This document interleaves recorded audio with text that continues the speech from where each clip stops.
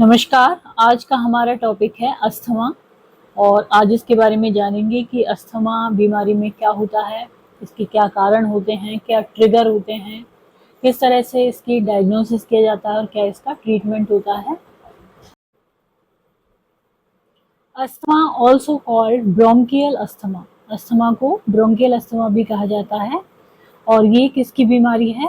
फेफड़ों की या लंग्स की ये बीमारी होती है।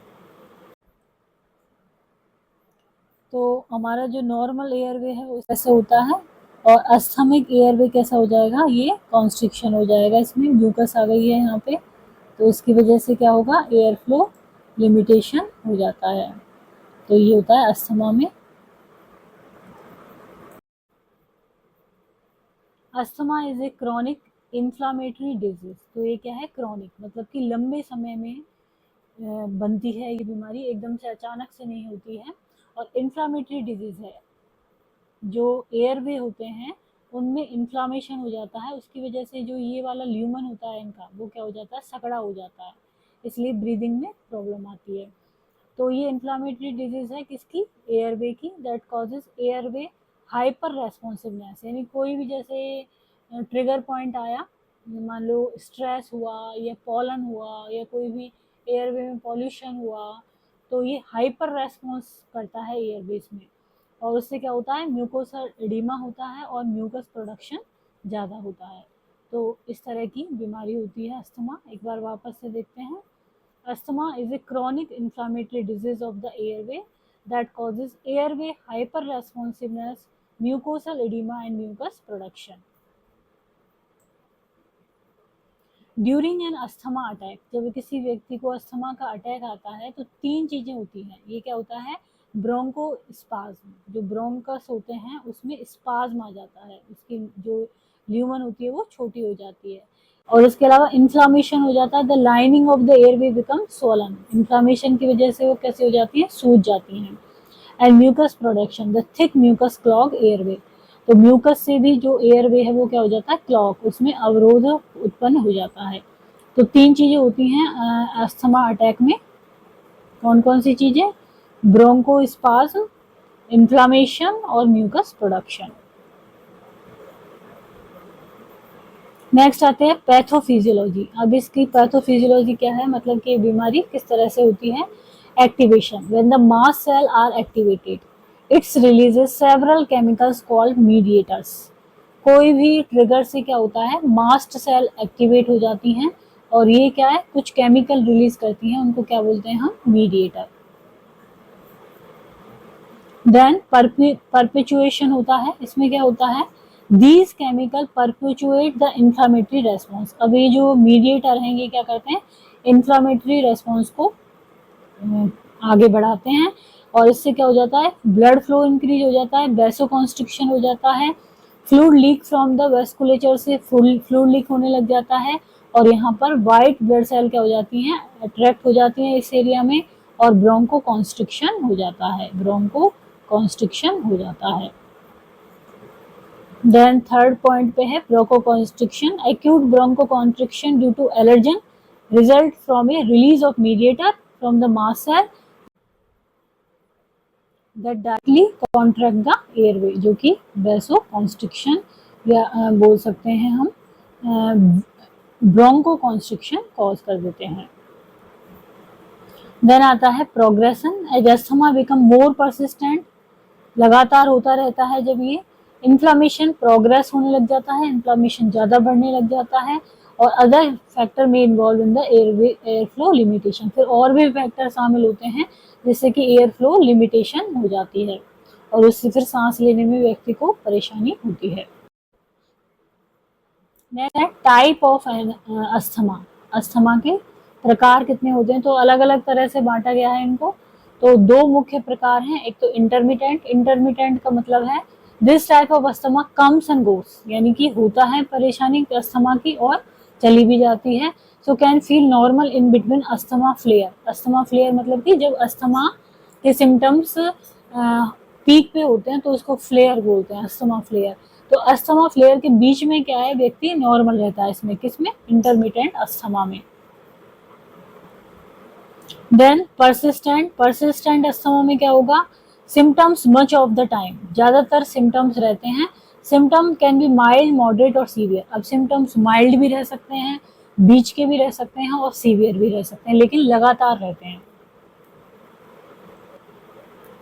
अस्थमा कैन ऑल्सो बी, अब दूसरी तरह से इसको कैसे डिवाइड कर सकते हैं, अडल्ट ऑनसेट और पीडियाट्रिक ऑनसेट। तो अडल्ट में क्या होता है, आफ्टर एज ऑफ 18, 18 साल के बाद जो अस्थमा होता है वो आ जाता है अडल्ट में। और पीडियाट्रिक अस्थमा क्या होता है, ऑल्सो कॉल्ड चाइल्डहुड अस्थमा भी बोलते हैं इसको। This type of asthma often begins before the age of 5, 5 साल की उम्र से पहले होता है ज्यादातर ये। And can occur in infant and toddler, और इन्फेंट और टॉडलर में भी हो सकता है।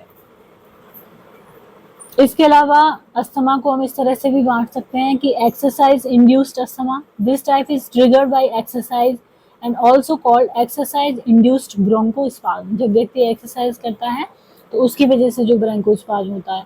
ऑक्यूपेशनल अस्थमा की जो कहीं पे भी काम कर रहा है और उस कंपनी में मान लो कोई केमिकल या कोई ऐसी चीजें हैं जिनसे कि उसको ऑक्यूपेशन की वजह से अस्थमा ट्रिगर हो रहा है। अस्थमा सीओपीडी ओवरलैप सिंड्रोम, इसमें क्या है, अस्थमा और सीओपीडी दोनों ओवरलैप हो जाते हैं, दोनों होते हैं उस व्यक्ति को।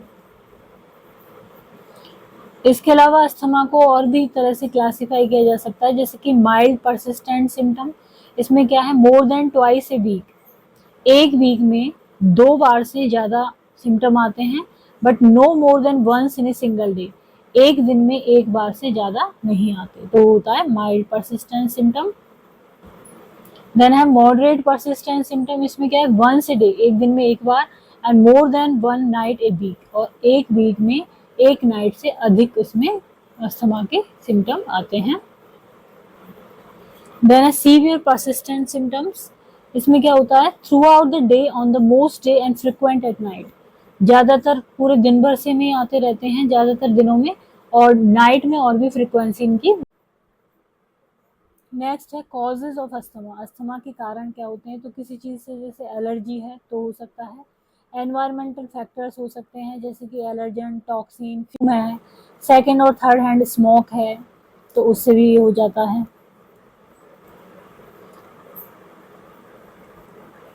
इसके अलावा किसी किसी में जेनेटिक्स होती है फैमिली में, रेस्पिरेटरी इन्फेक्शंस होते हैं जैसे कि सर्टेन रेस्पिरेटरी इन्फेक्शन, जैसे रेस्पिरेटरी सिंशियल वायरस RSV, और can damage young children's developing lung को ये अफेक्ट कर सकता है। कौन सा infection, respiratory syncytial virus.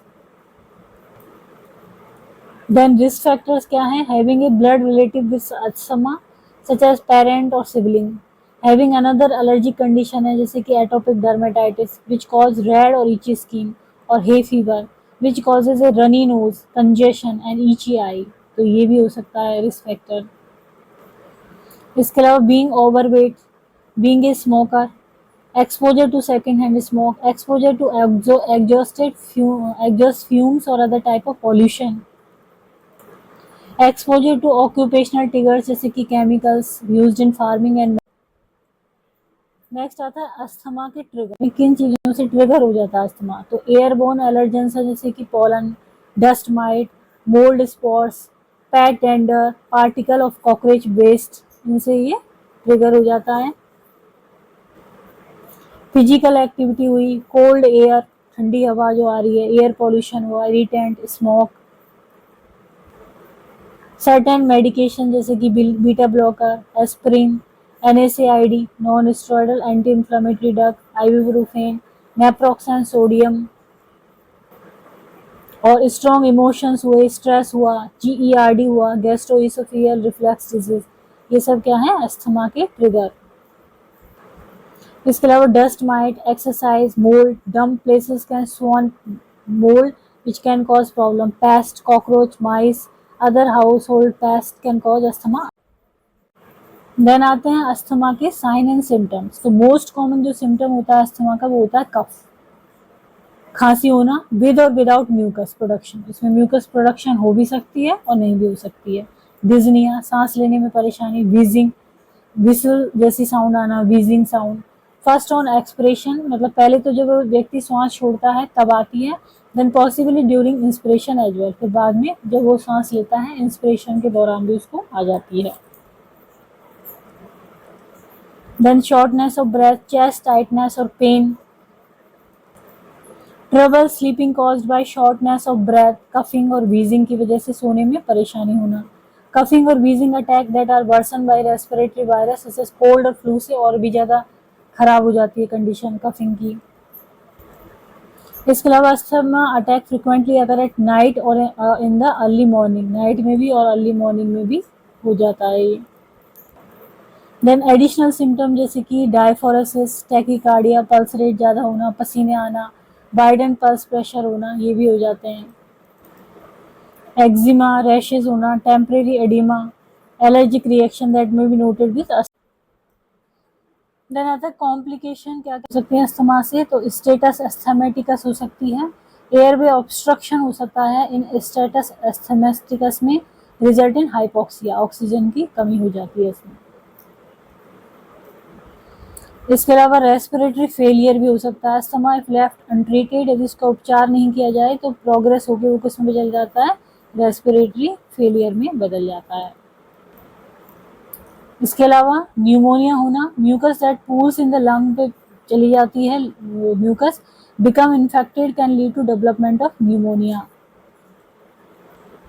Then signs and symptoms that interfere with sleep, work and activities. Sick days from work और school during asthma, flare up के दौरान सिक डे हो जाते हैं वर्क से और स्कूल से। परमानेंट नैरोइंग हो जाती है ट्यूब की that carry air to and from lung, bronchial tube की परमानेंट नैरोइंग होना। Emergency room visit and hospitalisation for severe asthma attack. Side effect from long term use of some medication use to stabilise severe asthma, severe asthma के लिए medicine दे रहे हैं तो उनके side effect, ये complication हो जाती है। The sign of asthma emergency की क्या साइन होते हैं, rapid worsening of shortness of breath और wheezing, no improvement even after quick relief, inhaler ले लिया है उसके बाद भी कोई इम्प्रूवमेंट नहीं हो रहा। Shortness of breath when you are doing minimal physical activity, बहुत ही कम एक्टिविटी कर रहे हैं तब भी शॉर्टनेस ऑफ ब्रेथ हो रही है, सांस।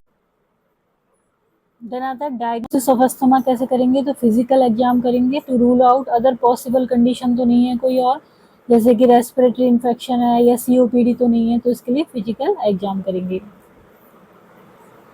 इसके अलावा test to measure lung function test, LFT करेंगे, लंग फंक्शन टेस्ट, या कह सकते हैं पीएफटी, पल्मोनरी फंक्शन टेस्ट। तो इसमें स्पायरोमीट्री होती है और पीक फ्लो होती है। स्पायरोमीट्री में क्या होता है, this test estimate the narrowing of the bronchial tube, कि जो ब्रोंकियल ट्यूब है वो कितनी नैरो हुई है इसका पता लगता है by checking how much air one can exhale after a deep breath and how fast can breathe out. जैसे कि डीप गहरी सांस ली उसके बाद में वो कितनी एयर को एक्सहेल बाहर निकाल पा रहा है और कितनी फास्ट तरीके से वो निकाल पा रहा है, ये सब किस में चेक होता है, स्पायरोमीट्री में। इसके अलावा पीक फ्लो मीटर होता है, सिंपल डिवाइस होती है, how hard can breathe out, कितनी हार्ड तरीके से वो ब्रीद आउट कर पा रहा है व्यक्ति। Lower than usual peak flow reading are sign that lung में not be working as well and that asthma way getting worse. तो यदि जितनी उसकी कैपेसिटी है उससे कम यदि वो उसको आउट कर पा रहा है lower than usual peak flow से, तो इसका मतलब है कि उसकी स्थिति, उसका अस्थमा ज़्यादा खराब होता जा रहा है।